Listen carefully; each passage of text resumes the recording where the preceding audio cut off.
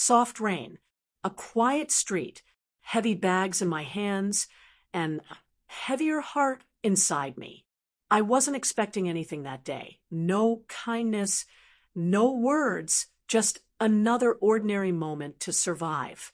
But then he appeared. Your nephew, with calm eyes that noticed, gentle hands that helped, and a voice that didn't just speak, but understood. He smiled like he had known me all along, walked beside me like we weren't strangers. I thought it was nothing, just kindness. But his presence stayed even after he was gone. And now I wonder, maybe it wasn't chance. Maybe it was the beginning of everything. The next day, Anna found herself walking past the same park where she had first met Daniel. The grocery bags were gone, and the sky was clearer, but her thoughts were heavier with curiosity. She didn't expect to see him again, yet somehow her steps slowed near the bench where he had waited with her in the rain. Just as she turned to leave, she heard a voice behind her. Looking for someone? She turned around. Daniel stood there, holding a coffee in each hand, his usual quiet smile painting warmth across his face. You again, she smiled. I guess this park has a memory now. Thought you might be back. He handed her one of the coffees. Hazelnut, right? She blinked in surprise. You remembered. Some things are easy to remember, he said, eyes meeting hers for a brief second longer than necessary. They walked together, this time with no heavy bags, just the weight of unspoken feelings floating between them. The city buzzed faintly around them, but their steps felt quiet, in sync. They talked about simple things. Favorite books, childhood stories, failed recipes, and dreams left on pause. He made her laugh without trying. She made him listen without effort. As they reached the riverbank, Anna paused. I didn't think kindness like yours still existed, she said, especially not in a city like this. Daniel looked at her, a softness in his expression. It wasn't kindness. It was instinct. She turned to him, eyebrows lifted. Instinct. Yeah, something told me you needed more than just help with groceries. She felt the breath hitch in her chest. That night, Anna sat by her apartment window, replaying his words. She hadn't felt this pull in years, not since a time she no longer let herself remember. Her heart had built walls, carefully, deliberately, but Daniel, he hadn't knocked. He had simply seen her, and suddenly the walls didn't feel so permanent anymore. Over the next few days, they kept running into each other, though both knew it was no coincidence anymore. He brought her a book he thought she'd like. She baked cookies and pretended they were extra, just so she could drop them off at Mrs. Whitmore's house, hoping Daniel would answer the door. Each meeting brought more comfort and more confusion. One rainy afternoon, they found shelter under an old bookstore's awning. So, Daniel began, what's the real reason you moved here? Anna hesitated. Escape. He nodded slowly. From what? She looked at him, then away. A broken engagement. A future I thought was certain. Turns out, even love has loopholes. Daniel didn't speak right away. Instead, he gently took her coffee from her hand and wrapped his fingers around hers. You're not the only one who ran, he said. I came here for my aunt because it was safer than facing what I left behind. Their eyes locked, heavy with mutual understanding. Funny, isn't it? She whispered. How two broken people can feel whole just sitting in the rain. They didn't kiss. They didn't need to. That moment was louder than any confession. Days passed, and their bond grew stronger. Mrs. Whitmore noticed it too, her knowing glances now turning into subtle nudges. She invited Anna over more often, always making sure Daniel was home. One evening, as Anna helped her with the dishes, Mrs. Whitmore said with a wink, He talks about you when you're not here. I haven't seen him smile like this in years. Anna blushed, heart beating faster. She hadn't felt this nervous since high school. Later that evening, Daniel walked Anna home. The moon was out, the street quiet, their steps slow. "Can I tell you something?" he said as they reached her door. She nodded. "That day at the park, I was having the worst week. Everything in me felt stuck. Then I saw you struggling with those bags, and for the first time in a long time, I felt needed. I think I needed to help you more than you needed my help." Anna's eyes welled with tears she didn't expect. "And I think I needed someone to see me when I didn't even see myself." He stepped closer, gently brushing a strand of hair behind her ear. "I'm scared," she admitted. "Me too," he replied. "But I don't want to let fear keep me from something that finally feels real." They stood there, silence thick with emotion, eyes locked, hearts loud. She smiled. "Then don't." It had been a perfect week. Daniel and Anna were growing closer. More walks, more laughter, more late-night conversations filled with vulnerability. Every word felt like a thread, stitching two broken souls into something whole.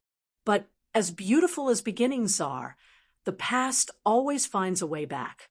It was a Friday evening when Anna showed up at Mrs. Whitmore's house with a small bouquet of wildflowers and a bright smile.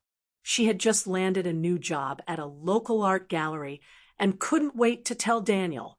But when the door opened, she was met with an unexpected face, a tall, confident woman with striking features and familiarity in her posture.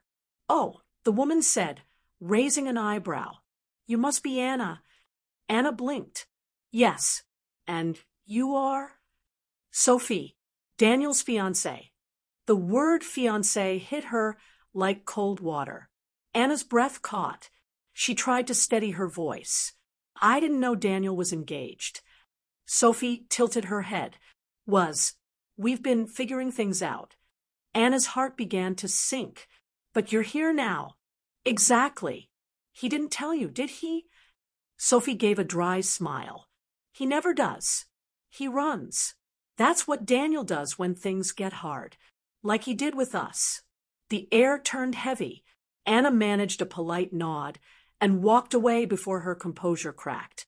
The bouquet stayed on the doorstep, forgotten. Later that night, Daniel knocked on her apartment door. His smile faded when he saw her face. "Anna, what's wrong?" She crossed her arms, voice low and shaky. "Sophie's back." Daniel froze. "You didn't tell me. You were engaged." "I was, but it ended months ago." "But she's here, Daniel, in your aunt's house, calling herself your fiancée." "I didn't ask her to come. She showed up out of nowhere. I was going to tell you." Anna took a step back, voice rising. "When? After you let me fall for you completely?" "Anna, please," he stepped forward. "What we have, it's real. I never lied to you about that. But you didn't tell me the whole truth either." "Silence." "I can't do this," she whispered. "I've already been the woman who believed too much. I won't be her again." She closed the door softly, not in anger, but in hurt. 2 days passed.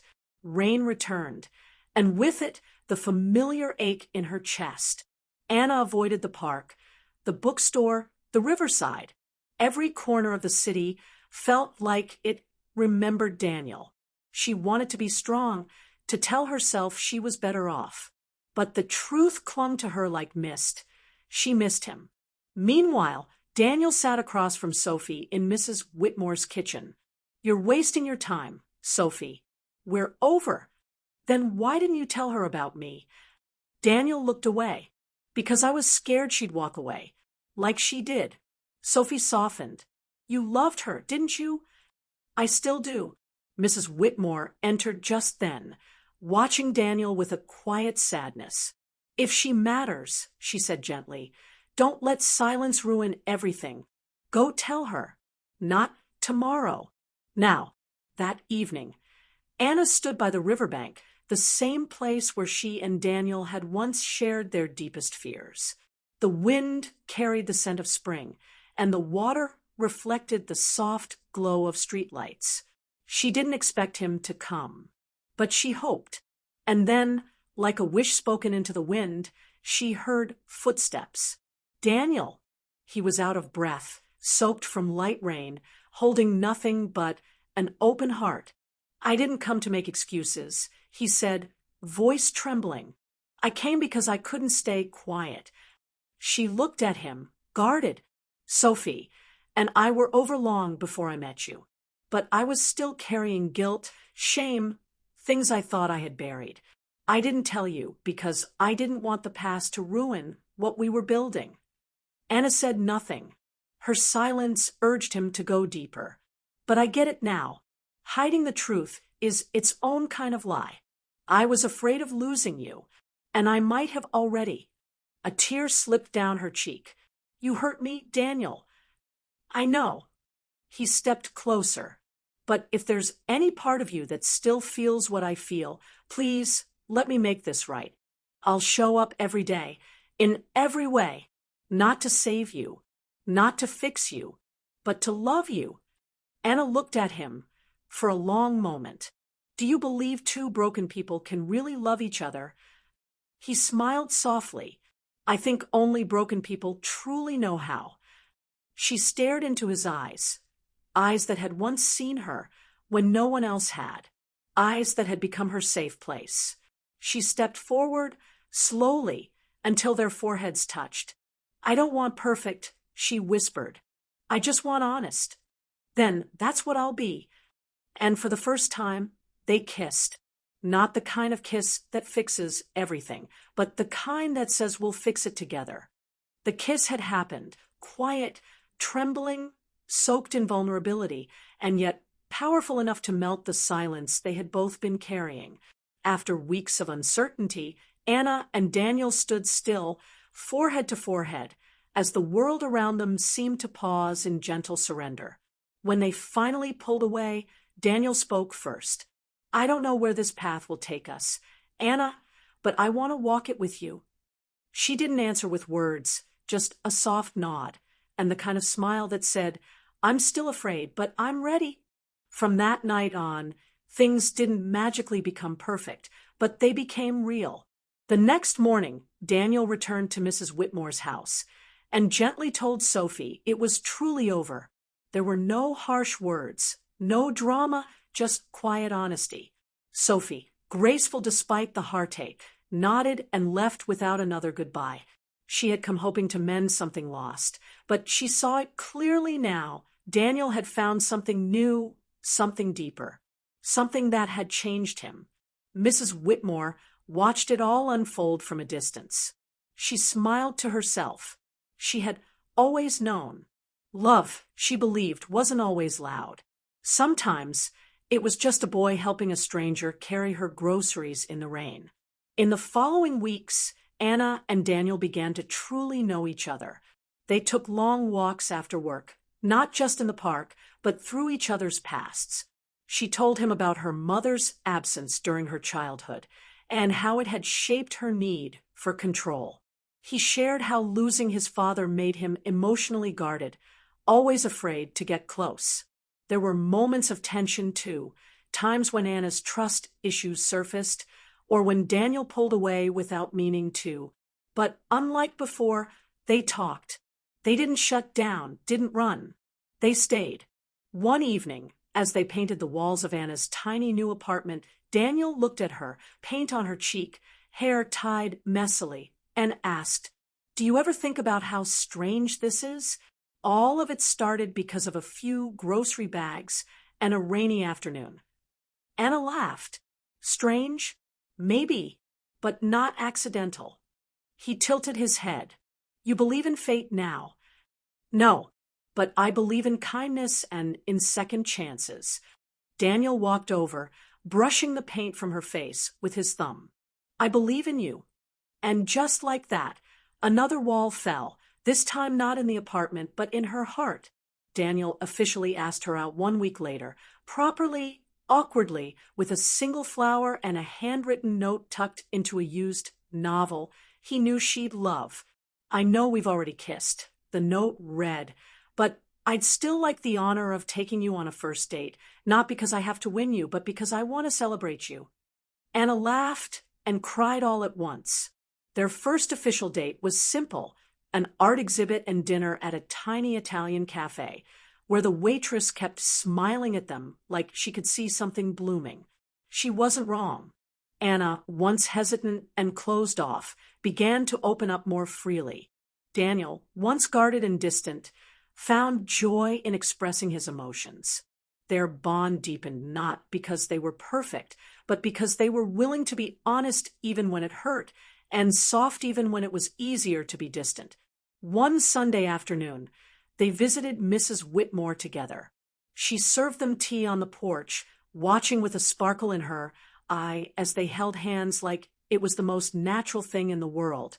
"Well," she said, sipping, "I suppose it was only a matter of time before your kindness caught up with you.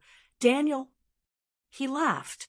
"I just helped her carry bags. Auntie, that's all." Anna smiled. "You did more than help. You saw me. That was the real kindness." Mrs. Whitmore nodded slowly.